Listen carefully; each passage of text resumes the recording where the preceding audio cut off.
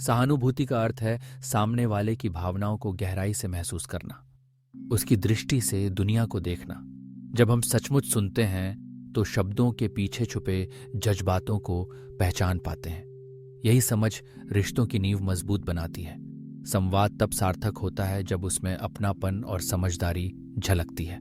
आइए, आज से हम सिर्फ बोले नहीं, बल्कि एक दूसरे के अंदर की कहानियों को भी सच्ची संवेदना के साथ सुने और समझें। सहानुभूति क्या है? ये किसी को केवल सुनना नहीं, बल्कि उसके मन की धड़कनों को समझना है, उसके नजरिए से देखना, उसकी भावनाओं को महसूस करना और अगर जरूरत हो तो उसके दुख को हल्का करने के लिए कदम बढ़ाना। तो संवाद में सहानुभूति कैसे दिखाएं? एक, सबसे पहले सुनिए, पूरी तरह से, सक्रिय रूप से। फोन नीचे रखिए, आंखें मिलाइए, उसके शब्दों के पीछे की खामोशी को समझिए। 2, उसकी भावना को पहचानिए और स्वीकार कीजिए।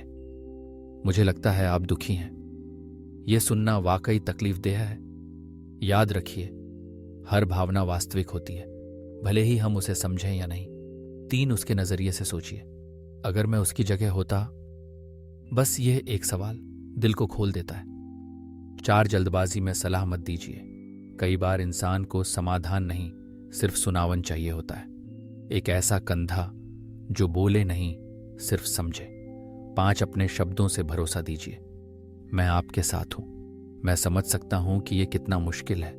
आपको अकेला महसूस करने की जरूरत नहीं है।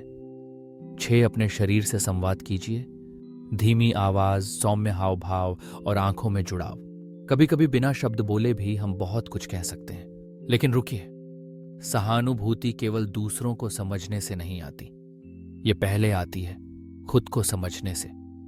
अगर आप अपनी भावनाओं को नहीं जानते तो दूसरों की भावनाओं से आप कब तक जुड़ पाएंगे? चुनौतियां आएंगी, कभी समय नहीं होगा, कभी सामने वाला खुलेगा नहीं, कभी आप खुद थके होंगे। पर याद रखिए, सहानुभूति कोई कमजोरी नहीं, यह सबसे गहरी मानवीय ताकत है। तो अगली बार जब कोई बोले या ना बोले, ध्यान दीजिए कि वो कैसा महसूस कर रहा है और फिर वही कहिए जो आपको उस वक्त खुद से सुनने की जरूरत होती। क्योंकि संवाद जब दिल से होता है तो वह केवल जुबान से नहीं, बल्कि आत्मा से जुड़ता है। और यही है सच्चा सहानुभूतिपूर्ण संचार।